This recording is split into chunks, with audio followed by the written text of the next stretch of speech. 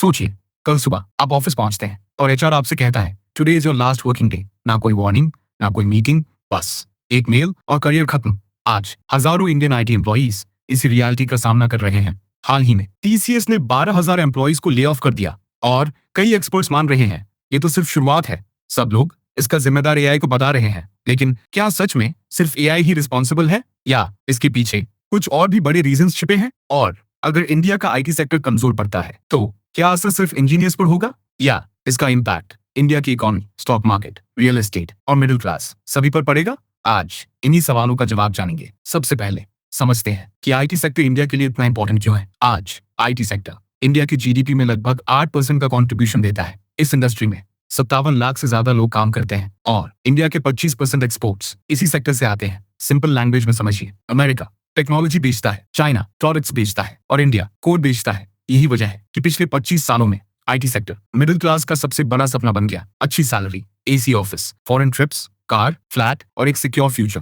लेकिन ये सफर शुरू कैसे हुआ? चलिए 1998 में चलते हैं। उस समय इंडिया का आईटी सेक्टर बहुत छोटा था। फिर आया Y2K क्राइसिस। पूरी दुनिया को अपना सॉफ्टवेयर अपडेट करना था। अमेरिका और यूरोप में ये काम बहुत महंगा था, लेकिन इंडिया ने यही काम बहुत कम कॉस्ट में करके दिखा दिया। यहीं से पूरी दुनिया ने इंडिया को आउटसोर्सिंग हब के रूप में देखना शुरू किया। धीरे धीरे टीसीएस, इन्फोसिस, विप्रो जैसी कंपनीज ग्लोबल जायंट्स बन गई। प्रोजेक्ट्स बढ़े, हायरिंग बढ़ी और इंजीनियरिंग सक्सेस की गारंटी बन गई। हर पेरेंट का सपना था मेरा बेटा इंजीनियर बनेगा। इंजीनियरिंग कॉलेजेस, कोचिंग इंस्टीट्यूट्स हर जगह खुलने लगे। ऐसा लगने लगा कि आईटी सेक्टर कभी रुक ही नहीं सकता। लेकिन यहीं से एक ऐसी कहानी शुरू हुई जिसका असर आज पूरे इंडिया पर दिखाई दे रहा है। अब सवाल है, आखिर आईटी सेक्टर अचानक स्लो क्यों पड़ गया? इसकी वजह सिर्फ एक नहीं बल्कि 5 बड़े रीजंस हैं। पहला रीजन है एआई। इंडिया का आईटी सेक्टर ज्यादातर बेसिक कोडिंग, टेस्टिंग, मेंटेनेंस और कस्टमर सपोर्ट जैसे काम करता था, लेकिन अब वही काम एआई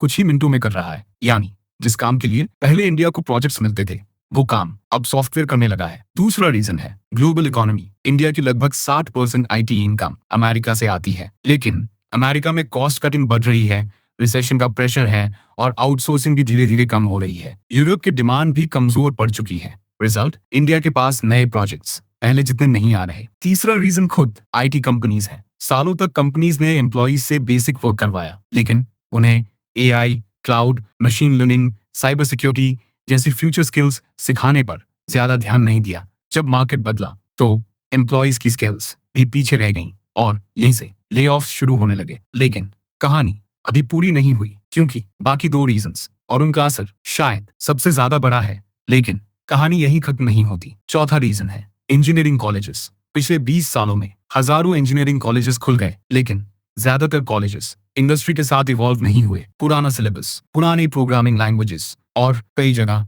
प्रैक्टिकल लर्निंग की भी कमी। रिजल्ट, स्टूडेंट्स डिग्री लेकर निकल रहे हैं, लेकिन इंडस्ट्री रेडी नहीं है। पांचवा रीजन है इंडियन पेरेंट्स। सालों तक हमारे यहाँ एक ही फॉर्मूला चला, अगर लाइफ में सक्सेसफुल बनना है तो इंजीनियर बनो। लेकिन हर इंसान कोडिंग के लिए नहीं बना। कई स्टूडेंट्स इंटरेस्ट से ही प्रेशर में इंजीनियरिंग करते हैं और जब टेक्नोलॉजी बदलती है तो नई स्किल्स सीखने का पैशन भी कम दिखाई देता है। अब बात करते हैं सबसे बड़े इम्पैक्ट की। ये क्राइसिस सिर्फ इंजीनियर्स तक सीमित नहीं रहेगा। आईटी सेक्टर इंडिया की जीडीपी में लगभग 8% का योगदान देता है। 57 लाख लोग इसी इंडस्ट्री में काम करते हैं और इंडिया के 25% एक्सपोर्ट्स इसी सेक्टर से आते हैं। यानी अगर आईटी सेक्टर स्लो होगा तो उसका असर पूरी इकोनॉमी पर पड़ेगा। सबसे पहले stock market. IT companies Indian market का बहुत बड़ा हिस्सा है। अगर इनके प्रॉफिट्स घटेंगे तो मार्केट सेंटीमेंट भी कमजोर होगा। दूसरा असर रियल एस्टेट। बेंगलुरु, हैदराबाद, पुणे, गुरुग्राम जैसे सिटीज में सबसे ज्यादा घर आईटी प्रोफेशनल्स खरीदते हैं। अगर जॉब्स कम होंगी तो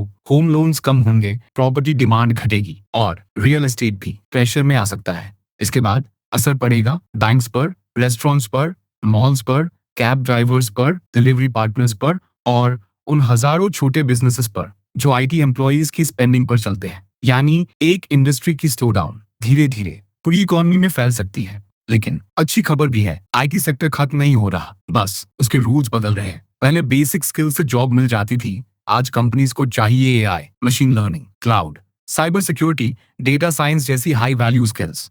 यानी जॉब्स खत्म नहीं हो रही, स्किल्स बदल रही हैं। इसलिए अगर आप स्टूडेंट हैं या आईटी इंडस्ट्री में काम करते हैं तो सिर्फ डिग्री पर भरोसा मत कीजिए, हर साल खुद को अपग्रेड कीजिए, नई स्किल्स सीखिए और एआई से डरिए मत, उसे अपना करियर पार्टनर बनाइए। याद रखिए, टेक्नोलॉजी कभी किसी की दुश्मन नहीं होती, वो सिर्फ उन लोगों को रिप्लेस करती है जो खुद को बदलना बंद कर देते हैं। अगर आपको इस वीडियो से कुछ नया सीखने को मिला तो वीडियो को लाइक कीजिए, चैनल को सब्सक्राइब कीजिए और मैं आपसे मिलूंगा अगली वीडियो में। अब तक अपना ख्याल रखिए। जय हिंद।